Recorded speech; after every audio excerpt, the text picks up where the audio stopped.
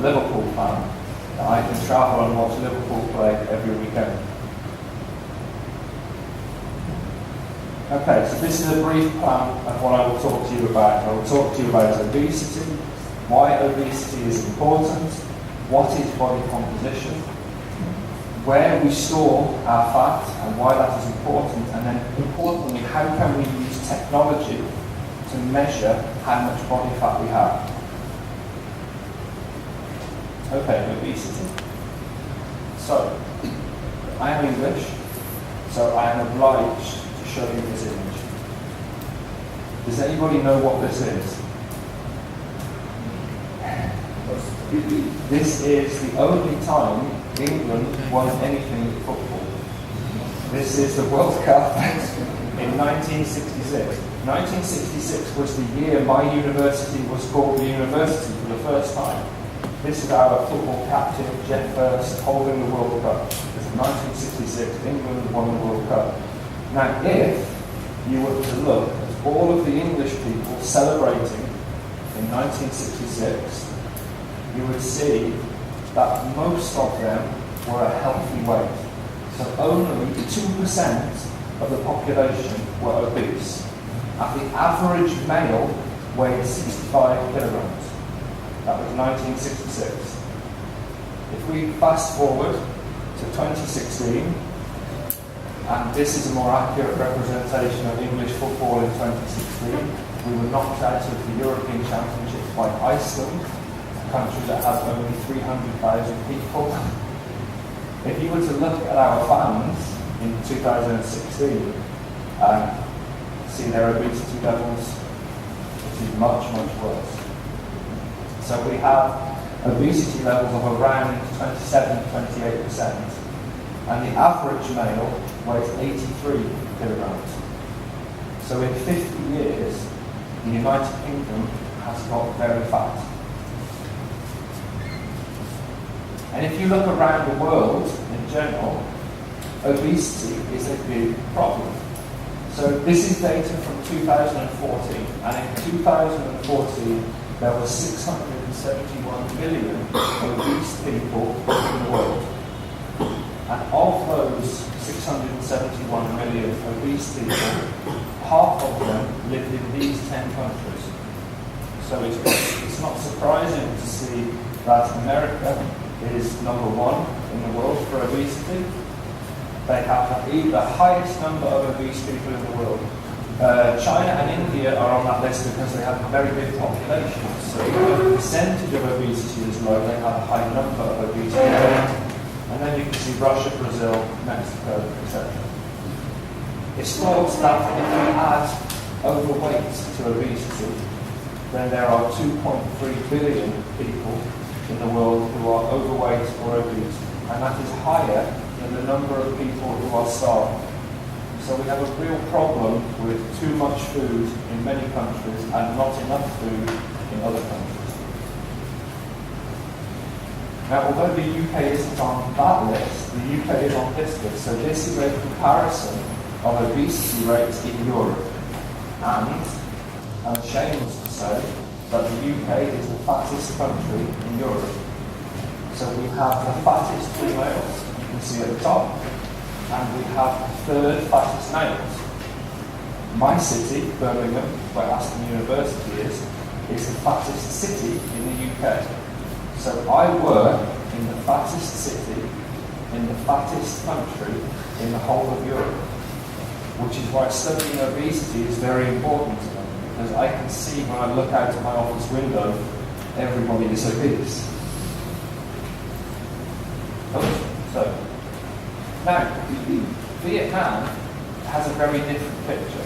So this is a graph of obesity in East Asia. And if you look at the very left-hand side of the graph, you can see Vietnam. So this is data from 2013. And in 2013, Vietnam had the lowest rates of obesity in all of East Asia. And that's good news. That's excellent news.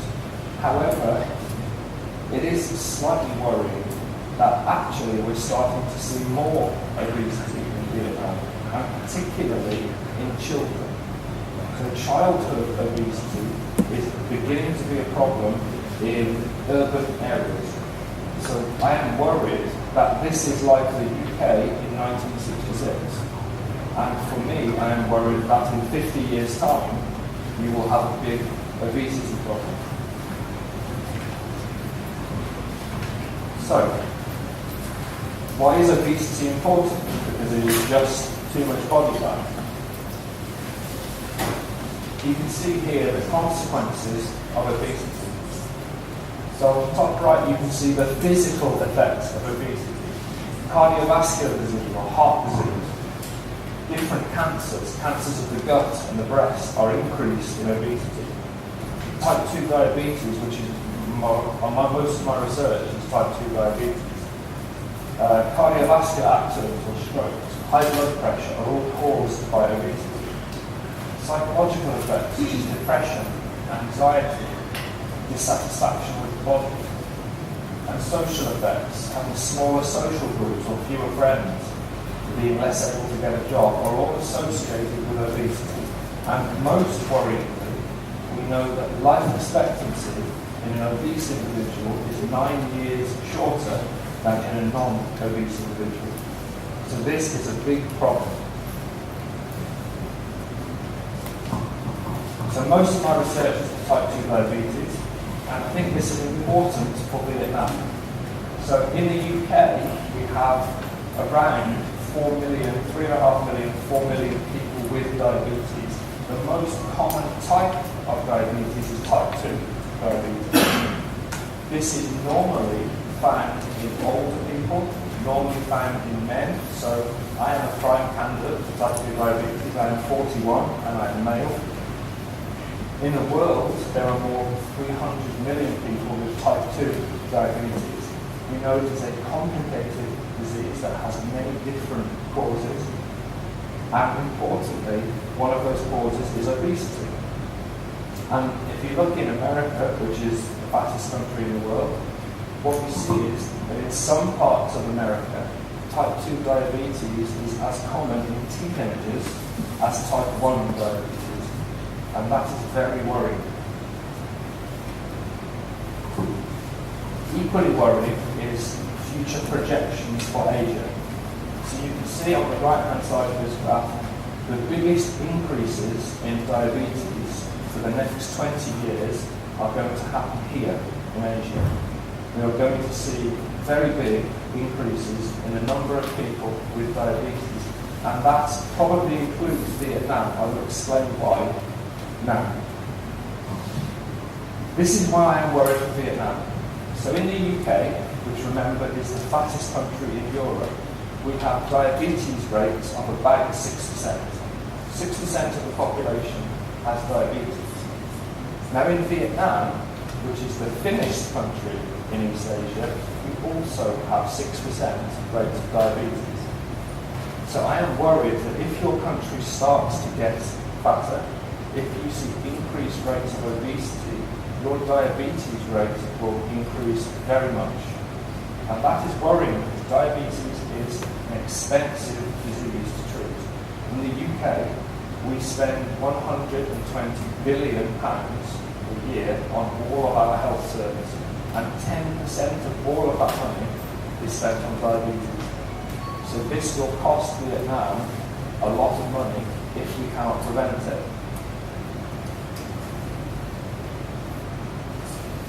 What's really worrying about this is we are now seeing in the UK, for the first time, children with obesity. So in the UK, now around 33% of our children are overweight or obese, and of those 33%, most of them are obese. So these are 11-year-old children. When I was 11 years old, we would play football, we would ride bikes, we would run around. Now 11-year-olds are on Facebook, they play football on the Xbox, and they don't physically move. So childhood obesity is a big problem in the United Kingdom. And it's starting to be a problem in Vietnam. So this is very recent data from Vietnam, and you can see the red box shows you that in urban areas, so in cities like Ho Chi Minh City and Hanoi, the rate of overweight or obese children is increasing. So now boys, in particular, in urban areas, 25% of boys are overweight or obese. So it is worrying to think that as Vietnam becomes more affluent, as Vietnam becomes more industrial, as people have more money, in every other developed country in the world, obesity has increased, and it's starting to happen in Vietnam. So it's very important that Vietnam is aware of this problem and is ready to prevent increases in obesity using science and technology. And all of this means, really worrying thing, we're now seeing type 2 diabetes in children. So in the year 2000, in Birmingham, in the UK, we diagnosed the UK's first child with type 2 diabetes. It was a 7-year-old girl. 7-year-old girl with type 2 diabetes. The doctor who diagnosed her spent a week trying to work out what the disease was. Because in his head, he thought this cannot be type 2 diabetes. She's 7 years old, but it was. In Saudi Arabia, the youngest ever patient to have an operation on his stomach so to reduce obesity was performed 2 years ago, and that was a 2-year-old boy. The 2-year-old boy had his stomach removed or cut to reduce food intake. I don't want this to be the future of Vietnam. I want Vietnam to be better than this. So I want you all to be aware that this could be the future if you do not prepare for it. At the minute, the diabetes that you have in Vietnam, of that 6% of the population who are diabetic, most of those people are older than the age of 40. But 15% of the population of diabetics are younger than the age of 40. So it is a problem that is growing. Okay. So obesity describes too much body fat, but we store body fat in different places. So I'll talk to you now about body composition, or how our body is made up. So the body can be separated very broadly into fat and non-fat. The fat is stored in different places. So you can see fat mass. The first of these stores, has anyone ever heard of visceral fat? One person at the back. So, visceral fat is the fat that is deep inside the body. It wraps around your organs. So your heart will have fat around it. Your liver will have fat around it. Your intestines will have fat wrapped around it. This visceral fat is very dangerous. In fact, studies have shown that it is a very good indicator of your risk of diabetes, cancer, Alzheimer's disease, and heart disease. The second type of fat that we have is subcutaneous, or under the skin. This is the fat that you can all see on me now. So this fat may look horrible, but it's not particularly bad for me. It is healthy fat. It responds to insulin, it stores energy, and it releases that energy on the very rare occasion when I don't eat something. We also have intramuscular fat, so you will see fat in between sections of muscle. And as we age, we see more and more fat replacing muscle in important muscle groups. And then finally, has anybody heard of brown fat?